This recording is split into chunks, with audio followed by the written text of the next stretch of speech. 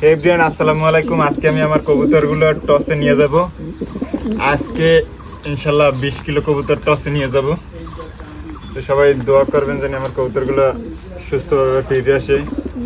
মানুষের কিছু এক্সপেন্সিভ কবুতর থাকে না, এইগুলো হলো আমার এক্সপেন্সিভ কবুতর, এগুলো টসে যাবে আজকে। তো দেখেন, এই আমার সবচেয়ে ফেভারিট কবুতর হলো এটা। যে মানুষের কিছু পছন্দের কবুতর থাকে না, এটা হলো আমার সবচেয়ে ফেভারিট কবুতর। এইটা,